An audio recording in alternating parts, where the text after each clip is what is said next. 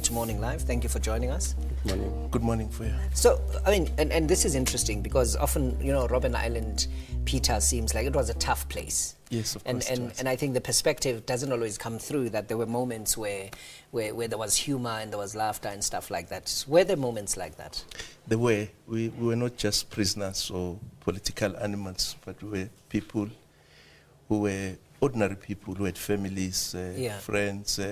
We played sports, we enjoyed music, and we tried to make light of the harsh conditions of the place that we were at by engaging in all those activities. Yeah, Sifiso, and that sort of made it easier?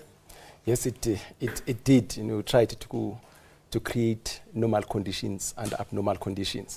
So, look, we're young. We're in our early 20s, early 30s, and we're boys concerned about the little things which people outside were concerned about. Yeah. So it couldn't be politics from morning to noon to the evening and so on. We had those times where we really decided to be, you know what, we are going to be boys. We have been deprived of our childhood, of our boyhood, but they were not going to stop us behind bars.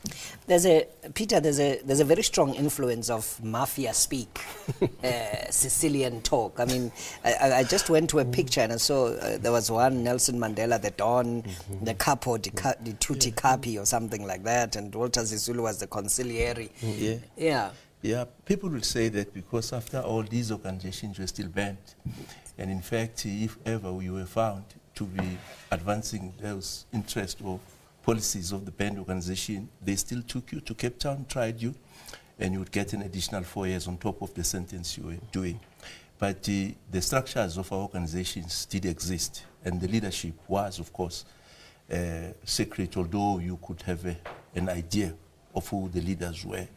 I know in later years I also occupied that position, but there were three of us. It was Ngwenya, Tigozane, and myself. But it was only Tigozane that the rest of the population knew as their leader. Us were in the background, so we would sit, the three of us, make those decisions. So you would say that maybe there was a mafia element to it because of the secrecy. But there was a reason for that, not because we were involved in any criminal activities.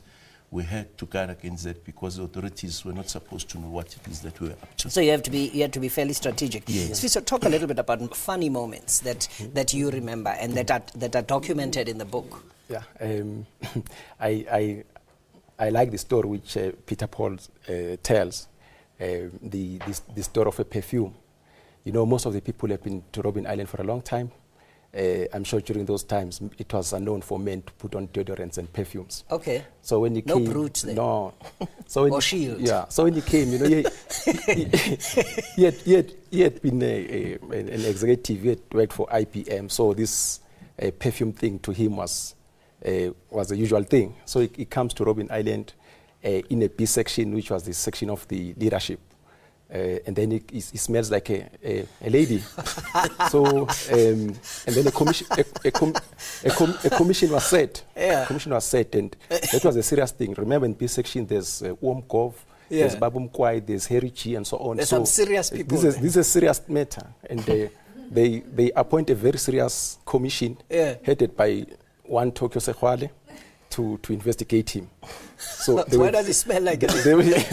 And he comes to me and says, Peter Paul, what is this thing that's meaning? And he liked Peter Paul. They came from Dube. Both of them came from Dube. So, but he had to carry out the work of the organization. So you know what Peter did? He just took his perfume and sprayed him. so from that time, Tokyo was just compromised all the way. What perfume was this? It was Naramis, but I didn't really bring it to jail myself. You know, I was sentenced here in Johannesburg, the Rand Supreme Court, and then obviously there were crowds who came to support us. And there was this, I think she was a student from Wits, and she said to me, no, I know that you're doing this for all of us, and I would like to give you something so that you can remember me with. She gave me a parcel, which I didn't open it, but when I only opened it when I got to Robben Island, then I found How did it get through security, though? No, because it was my personal possession, I don't think, I would take it from prison to prison, because I moved from here to Sun City, Kroonstad, Colesberg, Portsmouth. and then eventually Robben Island, and it just got through. And I had forgotten about it. And when I opened it, I found it was a full range of Aramis products. Yeah, so this is a smell. You smell like a lady. What was the outcome of the hearing? Of the hearing? No, it was education. They agreed that I was miles ahead of all of them, and then I had to educate them on how life had changed. And we started with our roll-ons.